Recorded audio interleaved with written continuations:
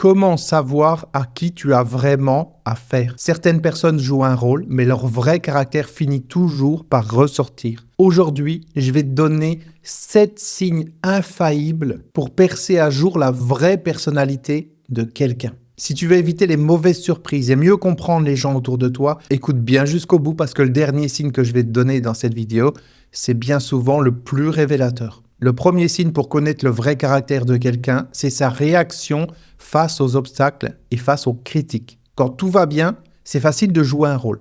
Mais quand la pression monte, le masque tombe. Est-ce que cette personne cherche des solutions ou est-ce qu'elle se plaint et rejette la faute sur les autres? Regarde comment elle réagit face aux critiques.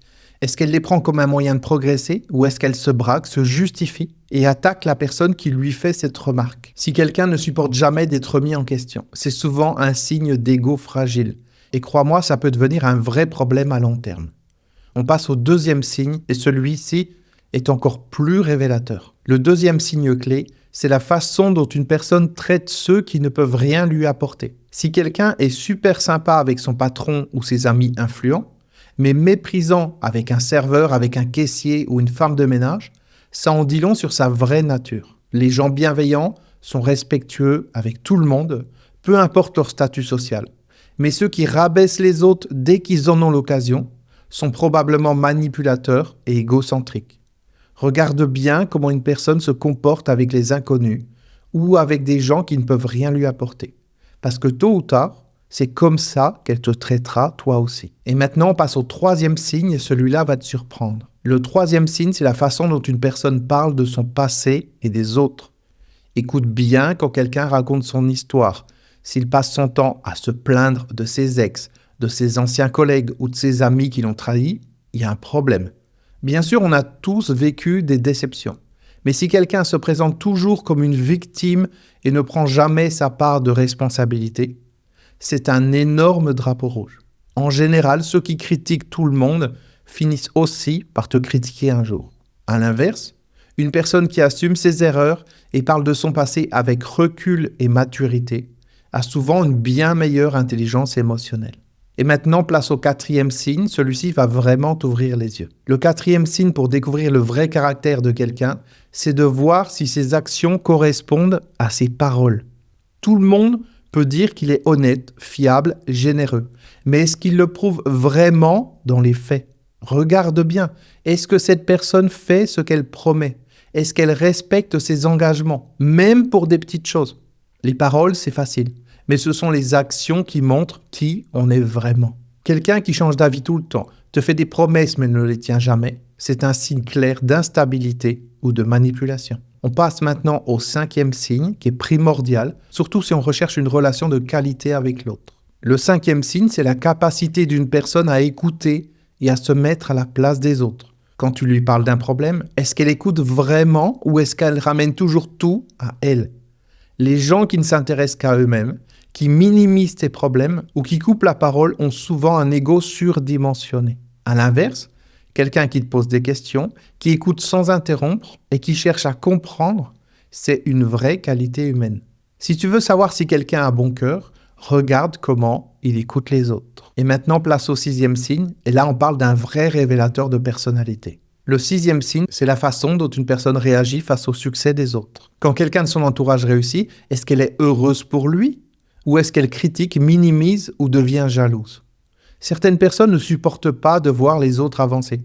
Et elles trouvent toujours une excuse pour dévaloriser leur succès. Elles diront que c'est de la chance, du piston ou autre chose. Mais jamais que la personne l'a mérité. Les vrais amis et les bonnes personnes se réjouissent sincèrement du succès des autres parce qu'ils n'ont pas besoin de rabaisser quelqu'un pour exister. Et le septième signe, c'est celui qui révèle tout, surtout sous pression. Donc ce septième et dernier signe, c'est la façon dont une personne réagit sous pression. Quand tout va bien, c'est facile de rester calme et agréable. Mais dès que la situation devient compliquée, c'est là qu'on voit le vrai visage des gens. Regarde ce qui se passe quand il y a un imprévu, un conflit ou une grosse pression. Est-ce que cette personne garde son sang-froid et cherche des solutions? Ou est-ce qu'elle panique, s'énerve ou commence à accuser tout le monde? Là, tu découvriras la vraie maturité émotionnelle d'une personne. Quelqu'un qui perd facilement le contrôle et devient agressif sous pression peut être imprévisible et même dangereux sur le long terme. Maintenant, tu connais les 7 signes qui révèlent le vrai caractère d'une personne. Et crois-moi, ils ne trompent jamais. Alors dis-moi dans les commentaires, as-tu déjà remarqué ces signes chez un proche?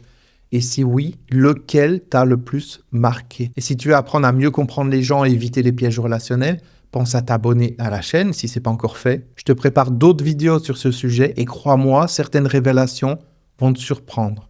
En particulier sur comment détecter les comportements toxiques et comment repérer les faux amis et les manipulateurs. Et on va en parler très bientôt dans 2 prochaines vidéos. Donc abonne-toi. Maintenant, une chose importante. Peut-être qu'en regardant cette vidéo, tu t'es reconnu dans certains de ces signes et c'est normal. Personne n'est parfait, on a tous des points à améliorer et moi le premier. Mais la bonne nouvelle, c'est que maintenant, tu as les clés concrètes pour mieux comprendre tes propres comportements et ceux des autres.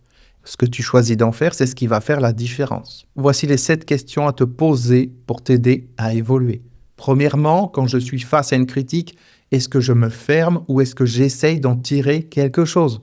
Deuxièmement, comment est-ce que je traite les gens qui ne peuvent rien m'apporter?